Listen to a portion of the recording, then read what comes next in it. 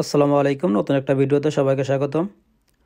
তো আজ আমি বলবো যে পোল্যান্ডে আপনারা কেন আসবেন। ইউরোপের অন্য যে কান্ট্রিগুলো আছে, অন্য কান্ট্রি থেকে যারা পোল্যান্ডে আসতে চান বা মিডল ইস্ট থেকে পোল্যান্ডে আসতে চান বা বাংলাদেশ থেকে যারা পোল্যান্ডে আসতে চান, তারা পোল্যান্ডে কেন আসবেন, পোল্যান্ডে আপনার কীরকম সুযোগ সুবিধা, আপনার যদি ফ্যামিলি নিয়ে আসতে চান বা আপনি পোল্যান্ডে ফার্স্টে কত বছরের টিআরসি কার্ড পাবেন এবং কত বছর পরে আপনি পার্মানেন্টলি রেসিডেন্ট কার্ড পাবেন। তো এই সম্পর্কে আজ আমি আপনাদেরকে তুলে ধরবো এবং এই কথা বলার আগে আমি আপনাদেরকে একটা কথা বলি যে আমার যে হোয়াটসঅ্যাপ নাম্বার আছে, আপনারা যারা আমার সাথে যোগাযোগ করেন, যে আমার কাছে যে হেল্প চান, আপনারা দয়া করে আপনারা এসএমএস করবেন। আর আমি যদি ফ্রি থাকে তখন আমি আপনাদের বলবো যে হ্যাঁ ভাই আমি ফ্রি আছি, আপনারা এখন কল করতে পারেন।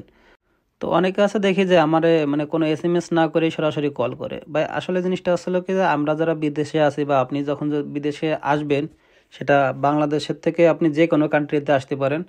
আসার পরে আপনি চাইলে আপনার নিজের মন মতো আপনি চলতে পারবেন না, কারণ আপনি এই দেশে আসার পরে আপনার একটা কাজ করতে হবে, নির্ধারিত টাইমে আপনার কাজ করতে হবে, নির্ধারিত টাইমে খাওয়া দাওয়া লাগবে, নির্ধারিত টাইমে ঘুমানো লাগবে। যদি কোনো একটা জিনিসের অনিয়ম হয় তাহলে আপনার শরীর ঠিক থাকবে না, আপনি পরের দিনে ডিউটিও করতে পারবেন না। তো আমি যখন শনি রবিবারে, আমি সাধারণত বলছি যে শনি রবিবারে আমি ফ্রি থাকি। তো শনিবার বা রবিবার ছাড়া আমি আপনাদের সাথে ফোনে কথা বলতে পারবো না। তো শনি রবিবারে ফ্রি আছি তাই বলে যে মানে আপনাদের সাথে ফোনে কথা বলতে পারবো এরকম না। আপনারা এসএমএস করবেন, আপনাদের এসএমএস দেখার পরে আমি যখন ফ্রি হব আমি টাইম দিয়ে দেবো যে ভাই আমি এই টাইমে ফ্রি থাকবো, যে আপনারা চাইলে আমার সাথে কথা বলতে পারেন। তো যাই হোক, আপনাদের সবার কাছে রিকোয়েস্ট, আপনারা সর্বপ্রথম আগে এসএমএস করবেন। এসএমএস করার পরে আমার কাছে জিজ্ঞেস করবেন যে ভাই আমি ফ্রি আছি কিনা। ফ্রি থাকলে আমি অবশ্যই আপনাদের সাথে কথা বলবো এবং আপনাদের যার যে হেল্প লাগে ইনশাল্লাহ আমি আপনাদের চেষ্টা করব আপনাদের সেই হেল্প করার জন্য। তো যাই হোক, তো পোল্যান্ডে আপনি কেন আসবেন, পোল্যান্ডে সর্বপ্রথম হচ্ছিল পোল্যান্ডে আপনি একটা ইজিলি একটা জব পাবেন, যেটা ইউরোপের অন্য কান্ট্রিতে আপনি এরকমের ইজিলি জব পাবেন না।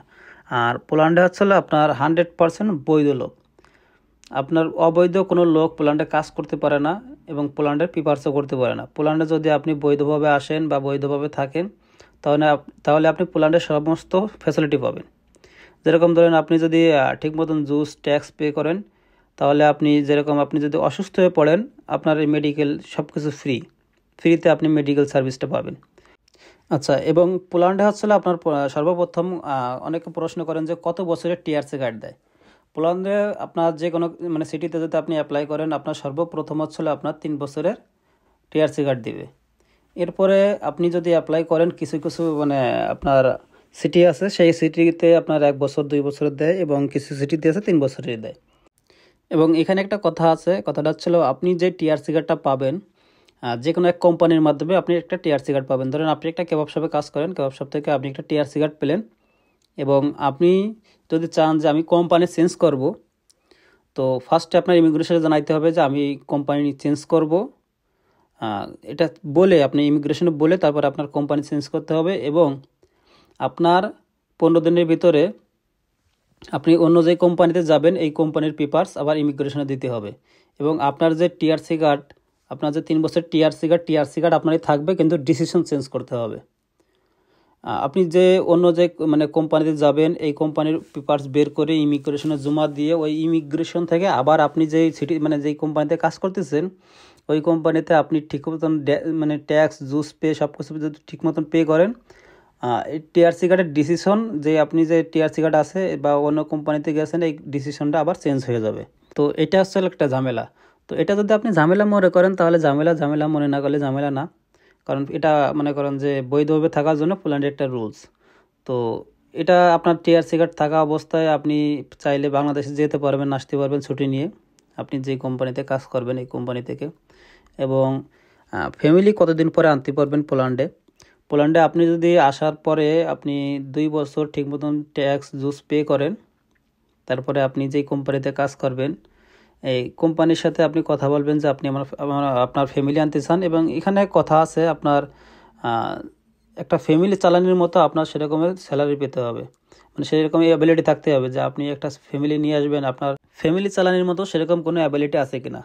তো যদি আপনার সেরকম ভালো স্যালারি থাকে তাহলে আপনি কোম্পানির সাথে কথা বলবেন। কোম্পানির সাথে কথা বলার পরে আপনি একটা লয়ার ধরবেন। লয়ার ধরার পরে আপনার যে ছেলে মেয়ে বা আপনার ওয়াইফের যে পেপার সবগুলো নেওয়ার পরে এদেশ থেকে আপনি ডিসিশন নিতে পারবেন। তো ডিসিশন নেওয়ার পরে আপনি চাইলে ইন্ডিয়া থেকে ফাইল সাবমিট করতে পারেন বা মিডল ইস্টের যে কোনো কান্ট্রি থেকে ফাইল সাবমিট করতে পারেন। আপনার যে কান্ট্রিতে সুবিধা হয় আপনি সেই কান্ট্রি থেকে সাবমিট করতে পারেন। সাবমিট করলে ইনশাল্লাহ ভিসা হয়ে যাবে। তো এক্ষেত্রে অনেকে আছে যে মানে দ্বিধাদ্বন্দ্বে থাকে যে ভিসা হবে কিনা। তবে এই দেশ থেকে যদি আপনি ডিসিশন নিয়ে যান সেক্ষেত্রে আপনার 100% ভিসা হওয়ার সম্ভাবনা। এবং যারা বিবাহিত তাদের জন্য আরেকটা সুযোগ সুবিধা আছে।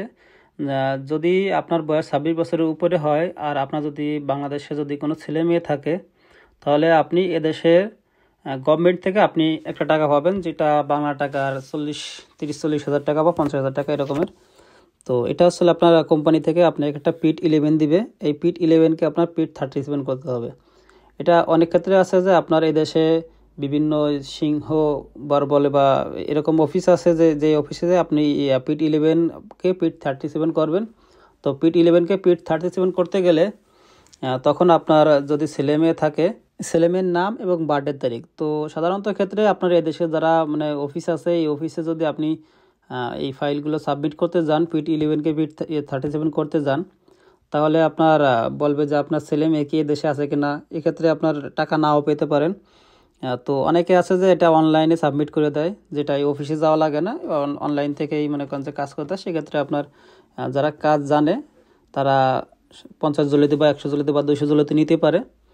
এবং আপনিও একটা টাকা পাবেন বছর শেষে। আপনি মানে জানুয়ারি বা ফেব্রুয়ারিতে আপনার একটা পিট 11 দেবেন, পিট 11কে আপনি পিট 37 করবেন।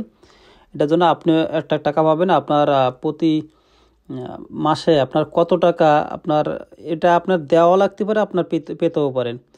প্রতি মাসে আপনি কত টাকা আপনার ট্যাক্স দিছে, ব্যাট জুস এই সমস্ত দেওয়ার পরে যদি আপনি এক্সট্রা পেতে যান, তাহলে এই টাকাটা গভর্নমেন্ট আপনাকে ব্যাক দিয়ে দেবে।